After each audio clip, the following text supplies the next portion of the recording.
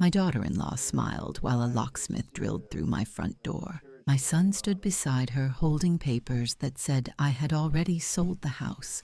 I lived at Hawthorne House, a broad old stone estate at the edge of a small town in western Pennsylvania, 46 acres, a long gravel drive, 2 barns, an apple orchard, a creek, and a house with more rooms than I needed. My husband George and I bought it in 1988 when the roof leaked, the porch leaned, and half the windows were painted shut. We spent 32 years rebuilding it room by room. He did the carpentry, I did the accounts. We raised our only child, Daniel, there.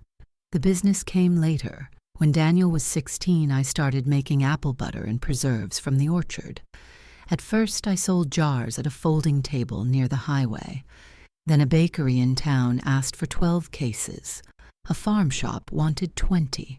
By the time George died, Hawthorne Pantry employed 7 local people during the busy season, and 4 all year. It was not a corporation. It was not glamorous, but it paid its bills, paid my employees, and kept the orchard alive. After George died, the work gave me a reason to get dressed before sunrise. Daniel never loved the place the way I did. I knew that. He became an insurance broker in Pittsburgh, married Claire, and built a life full of glass tables, beige furniture, and vacations photographed more carefully than family birthdays. That was fine. Children are not born to become copies of their parents. For years, Daniel visited every few weeks. He fixed my phone when I pressed the wrong setting. Claire brought expensive candles and complained that the guest room mattress was too soft. At Christmas, they talked about traffic, mortgages, and people I had never met. Nothing about them frightened me. Then, one Sunday in March, Daniel walked through my kitchen with a tape measure. I was kneading biscuit dough when I heard the metal strip snap across the doorway. "What are you measuring?" I asked. He smiled too quickly. "Nothing, just curious." "About what?" "This room. You always say it's too narrow." "I have never said that." Claire was sitting at the table, scrolling through her phone. Without looking up, she said, "He means for resale. Buyers care about kitchen dimensions." The dough stuck to my fingers. "Buyers?" Daniel shot her a look. Claire finally raised her eyes. "Eventually, Evelyn. Not tomorrow." I laughed, because I thought the alternative was to become angry over a misunderstanding. "Eventually, I'll be dead. You can measure then." Neither of them laughed. That was the first moment I should have listened to. The second came 3 days later. Mara, my bookkeeper, brought the monthly statements into my office above the pantry kitchen. She had worked for me 11 years and knew every supplier by voice. She set the papers down, then hesitated. "Did you change the mailing address on the business account?" "No, it was changed Monday." "To where?" She slid a bank notice across the desk. The new correspondence address was Daniel and Claire's house. I called Daniel immediately. He sounded irritated, not surprised. "Oh, that," he said. "I was going to tell you." "Tell me what?" "I asked the bank to copy me on things. You've been overwhelmed." "I have not been overwhelmed." "Mom, you forgot to renew the delivery van registration." "I forgot one renewal notice." "You also double paid a supplier in January. They refunded it the same day." He sighed like I was a child arguing about bedtime. "This is what I mean. I'm trying to help. You changed the bank address without permission. I'm your son. That is not a banking credential." For 3 seconds, he said nothing. Then his voice softened. "You always make everything sound hostile." I remember staring through the office window at the orchard rows, bare branches, gray sky, a hawk sitting on the fence post. "Change it back," I said. He did. At least I thought he did. A week later, Claire arrived alone with lunch from a restaurant I liked. That was unusual enough to make me suspicious, but I felt guilty for being suspicious. She hugged me, called me Mama E, a nickname she had never used before, and placed a white bakery box on the table. "I've been thinking," she said, "that Daniel worries because he loves you. Daniel worries because he likes control." She smiled. "He got that from you." I almost smiled back. We ate quiche. She asked about my blood pressure, my sleep, whether I ever felt dizzy. Then she began pointing out tiny things in the house, The loose railing at the back stairs, the cracked tile near the mudroom, the old wiring in the east wing. This place is becoming a lot for one person, she said. I'm one person with a handyman, a gardener, and a business full of employees. I know. I just hate imagining you falling. If I fall, I will try to do it dramatically. She laughed. Then she touched my hand. There's a beautiful senior community near us. I pulled my hand away. I'm not going to a senior community. It's independent living. I am independently living now. It has a spa. So does my bathroom if I light a candle. 2 weeks passed quietly. I started to think I had imagined the danger. Then a real estate photographer appeared in my driveway. He was a young man named Trent, with a camera bag and a drone case. He knocked politely and said he was there for the pre-listing exterior package. I told him he had the wrong property. He checked his phone. Hawthorne Estate, 46 acres, main residence, commercial kitchen, 2 barns. My stomach dropped. Who hired you? He turned the screen toward himself. Claire Mercer. She does not own this property. His face changed immediately. I'm sorry. I was told the family had authorization. What family? He looked uncomfortable. I should probably go. Yes, you should. He hurried back to his car. I called Claire. No answer. I called Daniel. He answered on the 4th ring. Mom, what is a pre-listing exterior package? Silence. Then Claire jumped ahead. Jumped ahead of what? We were going to talk to you this weekend. You sent a photographer to list my home. No one listed anything. You intended to. We wanted to understand options. You can understand options without photographing my bedroom windows. His voice hardened. Do you know how much this place could sell for? No. 4.8. Maybe more with the business. I sat down. It was not the number itself. I had guessed the property had become valuable. It was how quickly he said it. 4.8. Not around 5. Not a lot. He knew. You had it valued, I said. Informally. By whom? People. What people? Mom, stop interrogating me. I had spent 34 years balancing invoices and supplier contracts. I knew what it sounded like when someone did not want a paper trail. That evening I called Samuel Price, my longtime lawyer.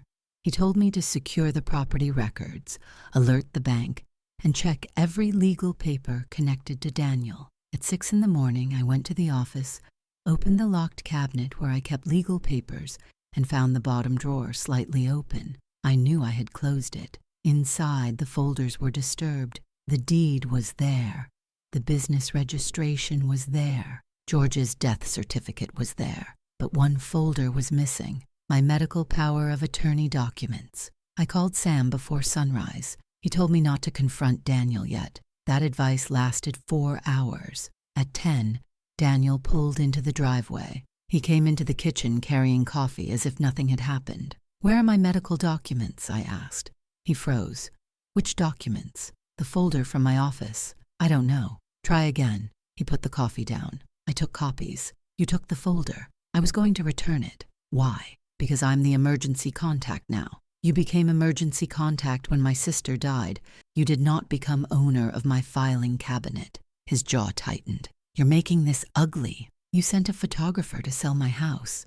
I sent a photographer to understand value. You took legal documents to make sure they were current and changed my bank correspondence for oversight. I remember the exact look he gave me then.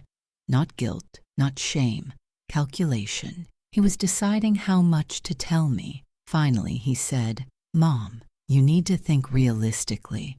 The business has been slipping. It made a profit last year. Barely. 8% is not barely. You're 72. Excellent observation. What happens if you have a stroke? What happens if you fall in the orchard and no one finds you? What happens if the business collapses because you refuse to plan? I have a succession plan. His eyes flicked toward me. That surprised him. I had never told him. 2 years after George died, I created a trust that would allow Hawthorne Pantry's longtime manager, Lena Ortiz, to operate the business if I became incapacitated. Daniel would inherit a share later, but he would not control daily operations. What succession plan? He asked. Mine. I should know about it. No, My lawyer should know about it. He laughed once, without humor. You're giving strangers control over family assets? Lena has worked beside me for 14 years. She is not a stranger. I'm your son, and you are behaving like an auctioneer. He left without taking the coffee. After Daniel left, I installed new locks on my office and the pantry storage room. I changed every password I could think of.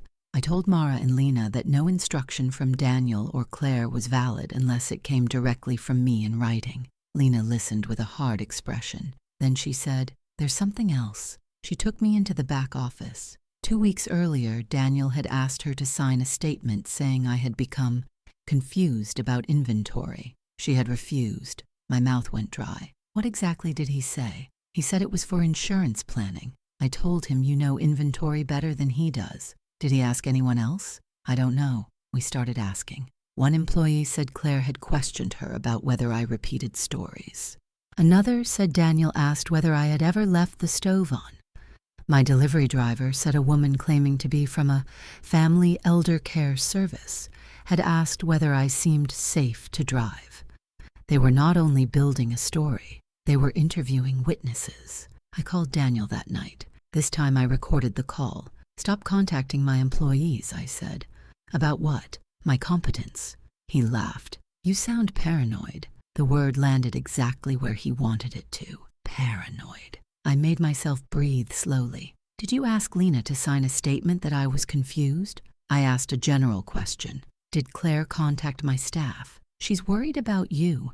"Did either of you report to my insurance company that I moved to assisted living?" Long pause. "No." The lie was too clean. "Did you create Mercer Holdings?" "That's my business." "Is Hawthorne part of your business?" "Could be. Not while I'm alive." He went quiet. Then he said very softly, "You don't have to be dead to lose control of an asset." I did not answer. He hung up. I saved the recording in 3 places.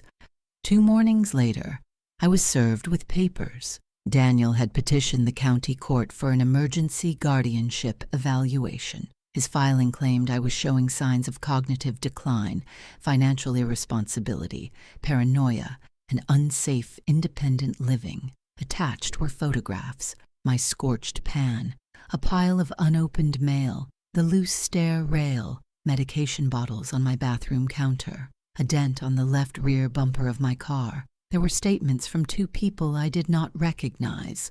One claimed to be a care consultant who had observed me disoriented in a grocery store parking lot.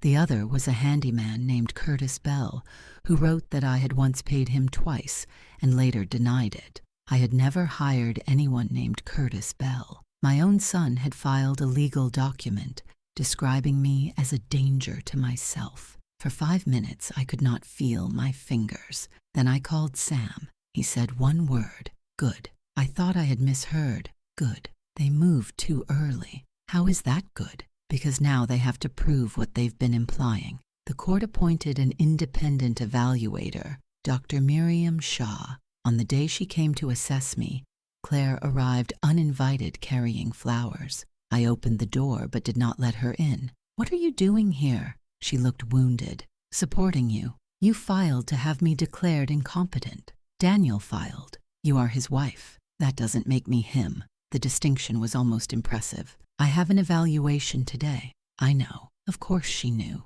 She leaned closer and lowered her voice. "Evelyn, you can make this easier. Agree to let Daniel handle the property sale. We withdraw the petition." There it was. No concern, no spa, no fear of me falling. A trade. My house for my legal independence. I stared at her. "Say that again." She blinked. "I said we can resolve this privately." "No. You said if I agree to sell, you withdraw the guardianship petition." Her eyes moved toward my porch light. A small camera was mounted above it. She stepped back. "You twist everything." I didn't twist a word. She dropped the flowers on the porch and walked away. I kept the footage. Dr. Shaw arrived 20 minutes later. She spent nearly 4 hours with me. Memory tests, financial questions, medication review, navigation, cooking, judgment scenarios. She asked me to explain the business structure, my monthly expenses, how property taxes were paid, and what I would do if I smelled gas.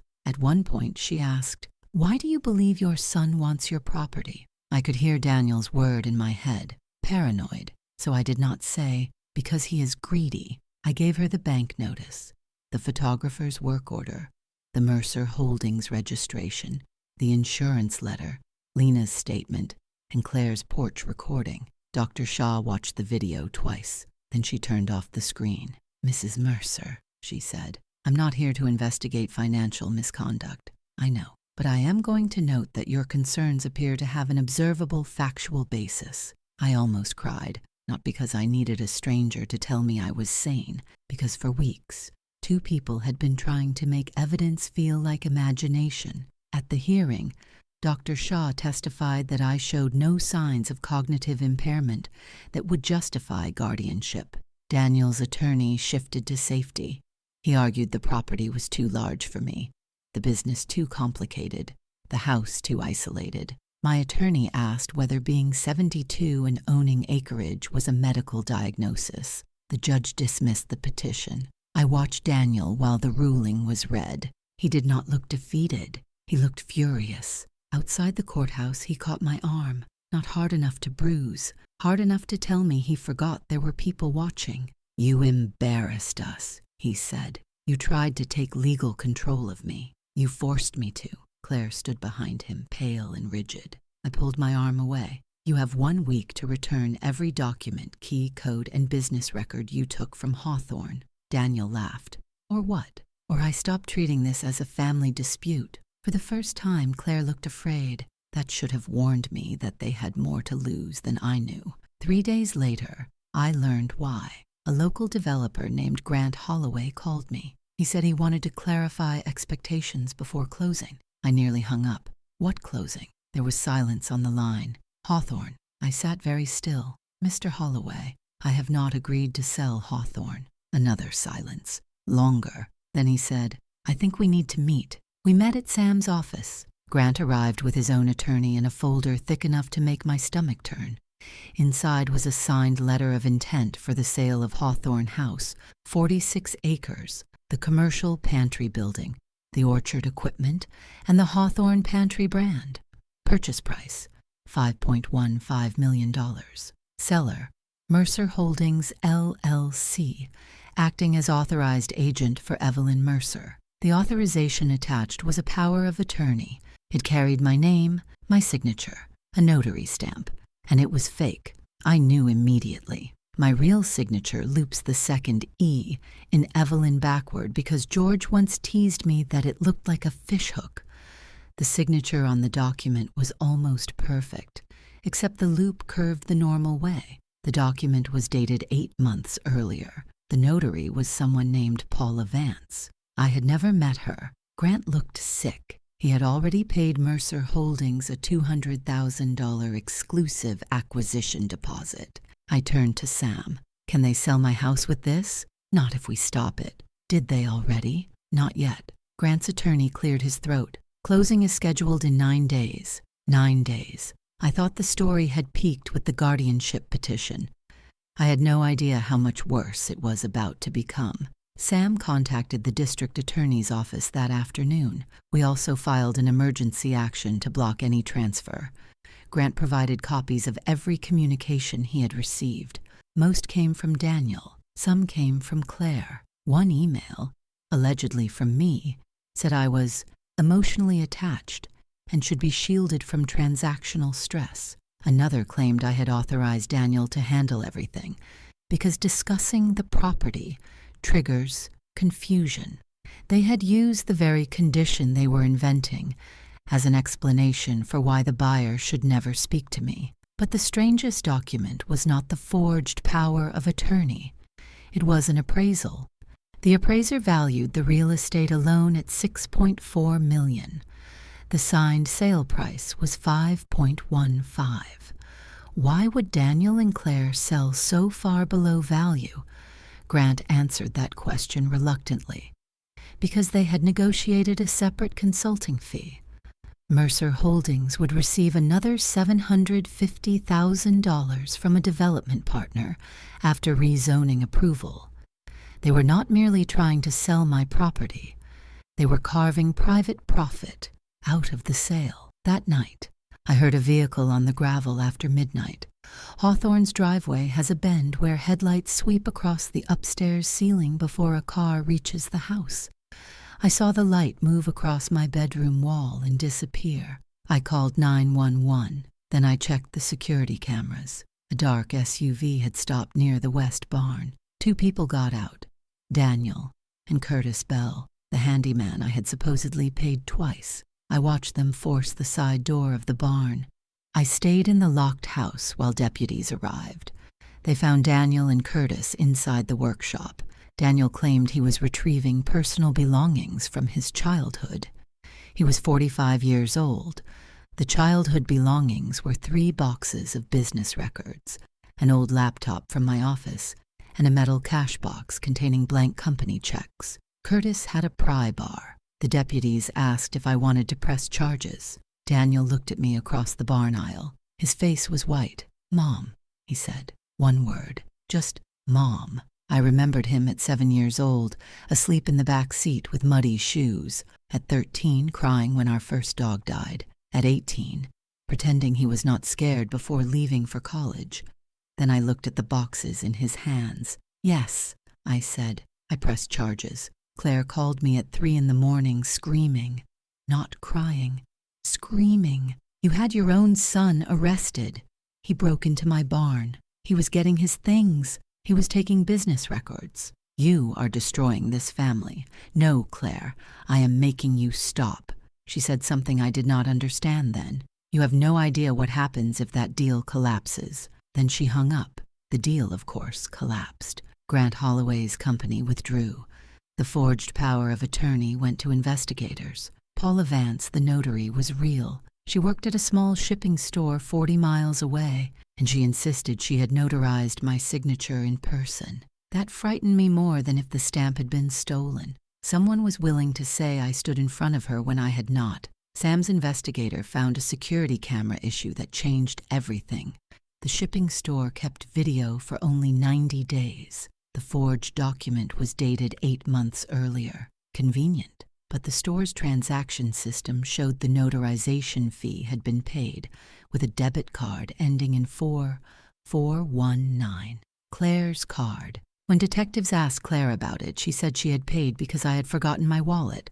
I was never there. Daniel was released pending further proceedings and ordered not to enter Hawthorne without permission. For 10 days I heard nothing. Business stabilized. The website came back. The canceled orders were restored. I started sleeping more than 4 hours at a time.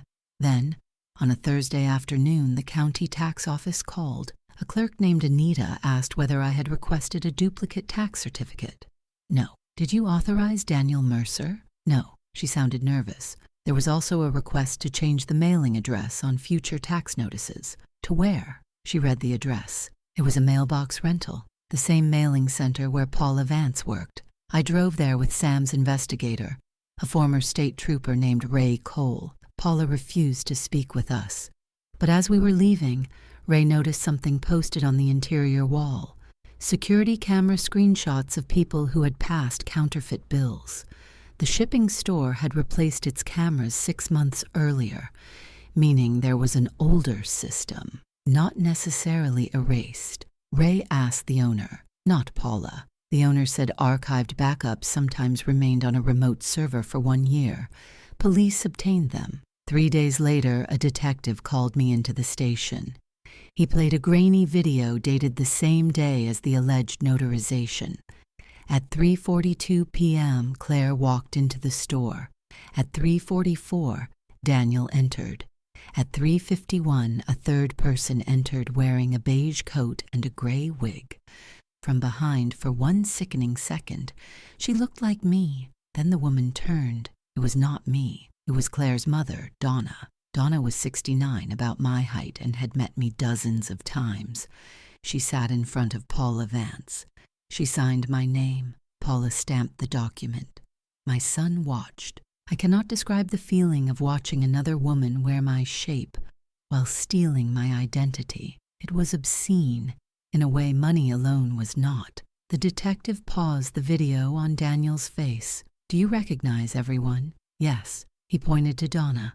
And her? My daughter-in-law's mother. He leaned back. This may be bigger than the property sale. He was right, because once investigators began tracing Mercer Holdings, they found loans, 3 of them. Daniel and Claire had borrowed against the expected purchase transaction.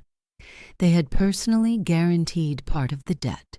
One lender had been shown projected proceeds from the Hawthorne sale, as if the sale were certain. There was also a private investor. His name was Victor Sayeg. He had wired Mercer Holdings $400,000. The purpose line read, "Site Control, Hawthorne." If the sale failed, Daniel and Claire did not simply lose a profit. They owed people money they did not have. Now Claire's panic made sense. So did the desperation. But I still did not understand the timing. Why had they started this so suddenly? Then Mara found a document in an archived email folder at the business. 6 months earlier, Daniel had contacted a national food company about selling the Hawthorne Pantry brand. He did not own it.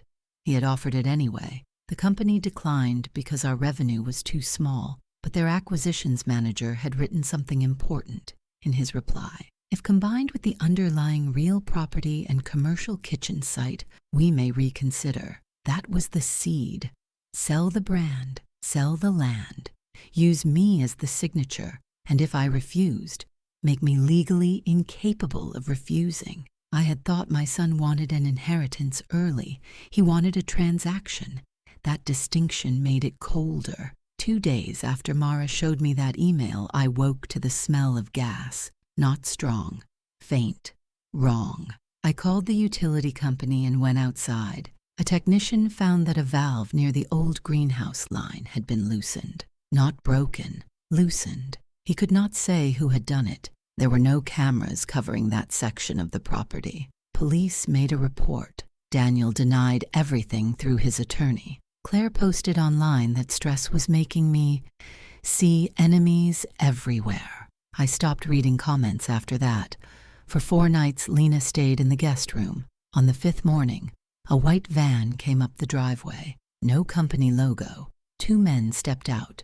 One carried a toolbox. The other carried a clipboard. I met them on the porch with Ray, who had been checking the barn cameras. "We're here for the lock change," the man with the toolbox said. "What lock change?" He checked his paper. "Property possession transfer." "No." He frowned. "Hawthorne House?" "Yes." He turned the clipboard toward me. "A work order from a property management company. Authorized by Mercer Holdings. Effective immediately." I told them the order was fraudulent and asked them to leave. They did. That should have been the end of it. It was not, because the next day, at 8:15 in the morning, they came back. This time Daniel and Claire were with them. So was a sheriff's civil deputy, and Daniel had papers. I stepped onto the porch. Claire smiled. Not warmly, triumphantly. The locksmith lifted his drill. The deputy said there was an order recognizing temporary possession by Mercer Holdings, pending a contractual dispute. Sam was already on his way. I told the deputy the property was mine. Daniel held up the papers. "Not according to the filing." Then the locksmith approached my front door. My daughter-in-law smiled while a locksmith drilled through my front door. My son stood beside her holding papers that said I had already sold the house. I was still inside. The sound of that drill is something I will never forget. Metal grinding, wood splintering, my own son watching. I did not scream. I did not touch anyone. I called 911, then Sam, then the county clerk. The deputy on scene was not there to decide ownership. He had a facially valid court document. That was the trap. A judge had signed an emergency possession order based on a recorded memorandum of sale and an affidavit claiming I had vacated voluntarily. The forged power of attorney had resurfaced through a different legal route. Someone had filed documents before the fraud alert reached that division. Sam arrived 23 minutes later and moved faster than I had ever seen a 68-year-old man move. He demanded the drilling stop. Daniel shouted that we were interfering with lawful possession. Claire began filming on her phone. Then something unexpected happened. The locksmith stopped on his own. He had drilled halfway through the cylinder. He looked at Daniel, then at me. "This lady lives here?" Daniel said. "She's refusing to vacate." The locksmith looked at the deputy. The deputy said, "This is a civil matter. I'm here under the order." The locksmith put his drill down. "I'm not drilling an old lady out of her house over paperwork I don't understand." Claire snapped, "You're being paid." He packed his tools. "Not enough." He left. For one absurd second, nobody moved. Then Sam's phone rang. The appellate duty judge had granted an emergency stay. The deputy confirmed it by radio. The possession order was suspended. Daniel's face collapsed. Not dramatically. It simply emptied. Claire stared at him. "What did you do?" she whispered. It was the first time I realized she might not know every detail. Daniel looked at her and said, "Not here." The deputy told them to leave. Claire did not move. "What did you file?" she demanded. "Get in the car." "What did you file, Daniel?" He grabbed her wrist. She jerked away. And right there on my porch, in front of me, Sam, Ray, and a deputy, the alliance between my son and his wife cracked. Claire pointed at him. "You said the order was clean." Daniel's eyes flashed. "Shut up. You said Grant's lawyer messed up the first deal and this fixed it." "Claire, you said nobody would look at the old authorization because it was already recorded." The deputy's expression changed. So did Sam's. Claire realized too late what she had said. She stopped filming. The deputy did not. Body camera. Daniel pulled her toward the car. She went, but the damage was done. The emergency order was vacated permanently 2 days later. The judge who had issued it referred the filing for investigation. A signature on the supporting affidavit belonged to a man named Curtis Bell. Again, he swore he had personally seen me leave Hawthorne and surrender possession. At the time he claimed that happened, I had been on camera giving a tour to 43 customers. Curtis had lied under oath. He began cooperating with prosecutors within a week.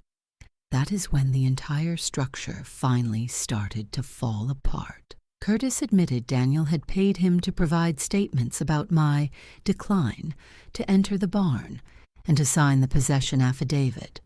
He also said he had loosened the greenhouse gas valve. According to Curtis, Daniel told him the line was disconnected.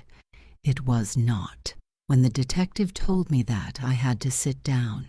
For months, I had separated the lies from the danger. Forged documents were crimes, but they were paper. Anonymous reports were harassment, but they were words. A loosened gas valve was different. Whether Daniel thought the line was dead or not, he had sent someone to tamper with my home. My son had crossed from trying to control my life into physically endangering it. Curtis gave investigators messages, dozens, Daniel telling him which employees to approach. Daniel sending photos of the office cabinet. Daniel discussing pressure points. One message said, "She'll give in if the business starts bleeding." Another said, "We don't need her to agree forever. We need one signature, or one order." And one, sent after the guardianship case failed, said, "Then we do it the hard way." I asked the detective what the hard way meant. He said, "We're still determining that." For the first time, I hoped I never found out, but I did. Claire came to Hawthorne alone the next Sunday. She stood outside the gate for almost an hour. I watched on the camera. Finally, I answered the intercom. "What do you want?" Her voice sounded smaller than I had ever heard it. "To talk." Through the gate. "Please." "No." She closed her eyes. Then she held up a manila envelope.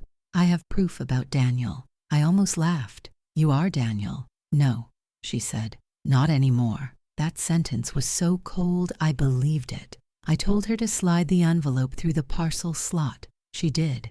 Inside were printed emails, loan agreements, and photographs of handwritten notes. Claire had been deeply involved. She did not pretend otherwise. She had arranged the fake notary meeting with her mother. She had contacted the photographer. She had helped form Mercer Holdings.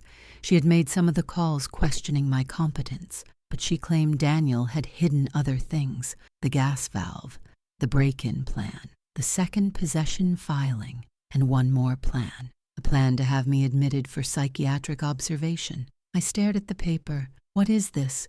Claire spoke through the metal gate. "Daniel found a private crisis response consultant." "A what?" "They help families with emergency mental health interventions." "I am not mentally ill." "I know. You were going to tell them I was." She did not answer. The document included a script, a list of behaviors family members could report: paranoia, aggression, unsafe driving, medication non-compliance, delusional beliefs about theft. My genuine accusations had been rewritten as symptoms. There was a note in Daniel's handwriting: "Best timing after public incident." I looked toward the gate camera. "What public incident?" Claire shook her head. "I don't know. You expect me to believe that? I knew he wanted you upset in public. I thought he meant the courthouse or business inspection. What did he mean?" "I don't know." Then she said something that still makes my skin crawl. "He kept saying if you had one bad night, we could win 6 months. 6 months. 6 months under someone else's control would have been enough to sell the property, dissolve the business, transfer equipment, destroy records, and exhaust me in court." Claire began to cry. I felt nothing. "I need protection," she said. "From whom?" She stared at me through the bars. "Your son." That was the moment I understood greed had eaten more than their marriage. I told her to call her lawyer, not me. She left the envelope. Prosecutors received copies the next morning. Daniel was arrested again 2 days later. This time the charges were more serious: forgery-related offenses, fraud, conspiracy, burglary allegations, witness manipulation, filing false documents. The investigation into the gas line continued separately. Claire's attorney negotiated. Donna's attorney negotiated. By then, legal bills and lost work had put real pressure on Hawthorne Pantry. The next morning, I did something Daniel never expected. I called Grant Holloway, the developer. I asked whether he still wanted any part of Hawthorne. He said carefully, "That depends what part." I invited him to meet me at the estate. When he arrived, Sam was there. So were Lena and Mara. I spread a map on the kitchen table. Daniel had believed I would never sell an inch because my attachment made me predictable. He was wrong. I offered Grant 12 acres along the far eastern road frontage. Not the house, not the orchard, not the pantry building, land George and I had used mostly for hay. The parcel had independent road access and no sentimental structures. In exchange, I wanted full market value, strict development buffers, protection for the creek, and enough cash to secure the business for years. Grant looked at the map, then at me. "You'd sell this?" "Yes. After all of this?" "Especially after all of this." I was not going to confuse preservation with paralysis. 3 weeks later, after clean title work and a sale process so transparent it was practically performed under stadium lights, I sold the 12-acre parcel for $1.62 million.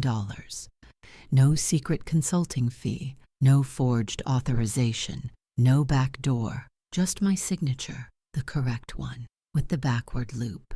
When Daniel learned, he exploded through his attorney. He claimed I was dissipating family assets. Sam responded with one sentence: "Mr. Mercer has no present ownership interest in Hawthorne." I framed that letter. Daniel eventually accepted a plea agreement. I will not turn this into a courtroom lecture. The important part is that he admitted to participating in forged authorization documents and fraudulent filings connected to the attempted sale. Other charges were resolved as part of the agreement. He paid restitution tied to investigative and property damage costs and was ordered to have no contact with me except through attorneys for a period set by the court. Claire entered her own agreement and testified. Donna did too. Paula lost her notary commission. Curtis testified and disappeared from my life. I did not attend every hearing. I attended the one where Daniel had to stand and admit, in a room full of strangers, that he knew I had not authorized the sale. He did not look at me at first. Then the judge asked him a question. Daniel turned slightly. Our eyes met. For 1 second I saw my little boy. Then he looked away. I went home. Winter came early that year. The first snow covered the orchard rows in thin white lines. Hawthorne pantry closed for 2 days because the roads iced over. I woke before dawn and made coffee. The house was quiet. At 9, Lena arrived with her daughter to check the kitchen freezer. Mara came in 20 minutes later carrying payroll folders and a box of donuts. By 10, the pantry smelled like cinnamon and coffee. Someone turned on the radio. The bottling line started. Outside, snow slipped from the apple branches. A truck rolled up the drive for a delivery, stopped at the gate, and waited. I pressed the button from my office. The gate opened, and this time, I was the one who decided who came in.